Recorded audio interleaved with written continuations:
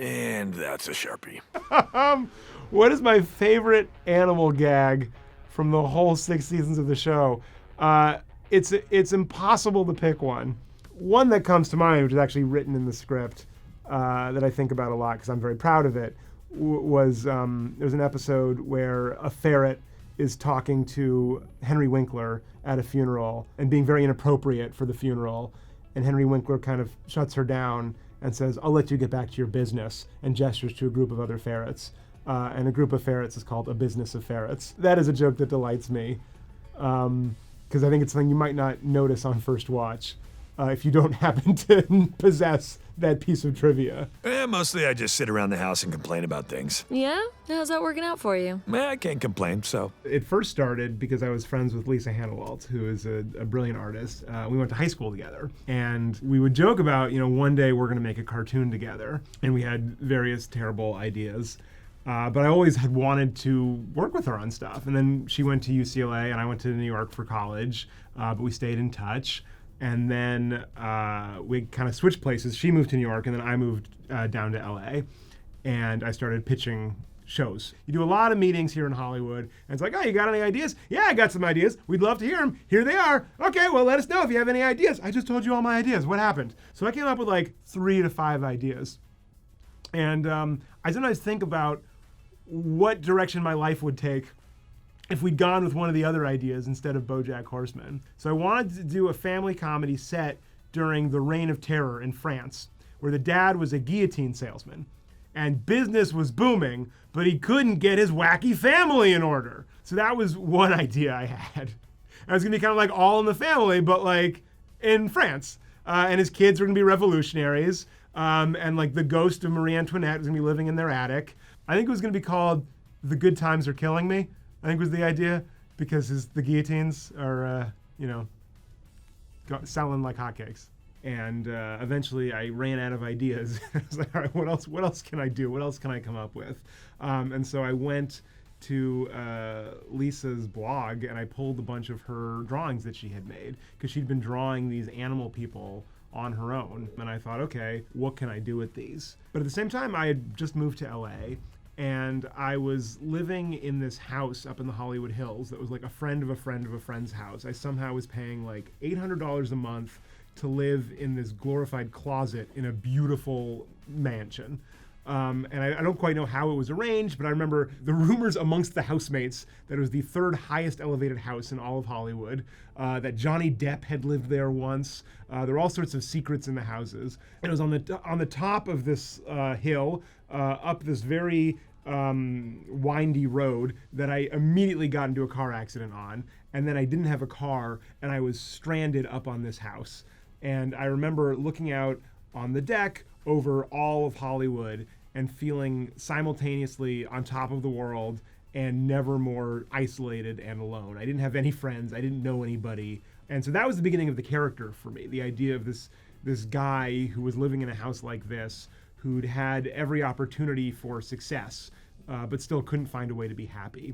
So it's kind of that married with Lisa's style is where the show came together. The show was never the same after I left. Admit it. Some people prefer the later years. The character of BoJack was not written with Will in mind. I think he might be delighted to know. I wasn't thinking, who'd be a great, washed up, sad, lonely actor? Will Arnett. No, it was written just as for BoJack. It was written for this drawing that Lisa Hanawalt had drawn of this horse guy. And then once we were developing the project, we thought, before we pitch this around, it might help to have some talent attached. So Linda LaMontagne is our casting director, and she kind of drew up a list of, here are some actors I think would be right for this. And as soon as I saw Will Arnett's name, I was like, oh my God, yes, that's the guy. Because he's so funny, but there's also a darkness to him. And I feel like in his gravelly performance, you feel like he's lived a life. And there's like a sadness lurking underneath there. But again, he's so funny. I mean, there are lines that we have made BoJack say that I would not have the chutzpah to give to an actor because they're so dopey, but that I knew that Will Arnett could pull them off. Like, I remember in the writer's room, like, looking at a line of script, being like, are we really going to keep this line in? This is so stupid. And then we do the table read, and Will Arnett reads it, and it's the funniest thing you've ever heard. Oh my God, he took our dumbest stuff and he spun it into gold. And that's what you want on a show. You want someone who elevates the material. And I am so blessed with our cast that just every single one of them elevates the material. Every single one of them is better than the jokes you give them. Like, you can give them setups to jokes and they make the setups funny. You can give them sad lines and they make them tragic. You can give them sad lines, they make them tragic and funny at the same time somehow. One of the funniest things I've ever heard was Will Arnett going, "What? What?" The line was "What?" And he kills it. You're a good sport. Yeah, you know who that is? Mr. Peanutbutter? Paul is also hilarious. I mean, Paul is an incredibly talented actor. His instincts are dead on. And also, I think he preps. I think he looks at the script beforehand and makes choices and thinks, how am I going to do this line? What is the funniest way to do this? So he comes in and he's just overflowing with funny ideas. You know, when I was first writing the character of Mr. Peanutbutter, I initially heard him in my head as like more of like a meathead, more of a deep, kind of gravelly, maybe like a Patrick Warburton type. You know, you can kind of imagine like the big lunkhead. But because we cast Will, who has this deep voice, and then we cast Aaron as Todd, and Aaron also has a pretty deep voice, I felt like if we have a third deep-voiced guy, it's just going to get repetitive and boring. And so I wanted someone who had like a higher register. And I thought Paul had this beautiful lilting quality to him that almost feels like he's skipping across the line, which I think as a foil to BoJack is very funny. That BoJack, just even in his voice, feels very kind of sunk down and in the muck. Whereas Mr. Peanutbutter is playfully skipping above the muck. I'm responsible for my own happiness. I can't even be responsible for my own breakfast. I pitched it as a show that is going to start very fun and goofy, like most adult animated shows, but by the end of its first season, it's going to turn into more of a dramedy along the lines of a live-action show, like Girls or even Mad Men, I think were the examples I used at the time, which felt a little more unprecedented in the world of animation to indulge that much in seriousness and emotion. But that was the idea, is that we were going to trick people by making people think it was a typical animated sitcom, but actually by the end of the season, they'd be going, oh my God, why do I have feelings? Where did this come from? I think in my plan, I always assumed the audience will join us on this ride and go from, oh, this is fun, this is silly, to, oh my God, I have feelings. It never occurred to me that some people might see the silly part and go, not for me, click, and not even know that the rest of the show turns into this totally other thing. I think if I were doing it again, I might try to include more clues at the beginning that this was a more serious show. But even then, I think it's hard to do because there are clues in the beginning. And I think because of the context of it being an adult animated show, people didn't see those clues because they assumed they knew what it was, right? And so they saw the clues that affirmed what they thought it was, but they missed the stuff that didn't point in that direction. In the first episode of the show, BoJack and Diane have like a 2-minute conversation on the fleeting nature of happiness, right? So that should be a hint that like, oh, that's what the show's really interested in. But I remember reading reviews of the first season, and one said, you know, for a show that is meant to be just wall-to-wall jokes, there sure are a lot of scenes that don't have that many jokes. And I thought, you're so close. Your first instinct is, what is this like that I've seen before? And I think what I tried to do was make it kind of like what people had seen before, but also have one foot in something kind of new and challenging. And I think if I were doing it again, I wouldn't spend as much time in the what audiences have seen before. I don't think they needed their hands held as much as I thought they did. I think audiences were ready for something new and something different. Because that's the thing that everybody loved about the first season, is that it did that change, and that it was both of those things, that it wasn't just one or the other.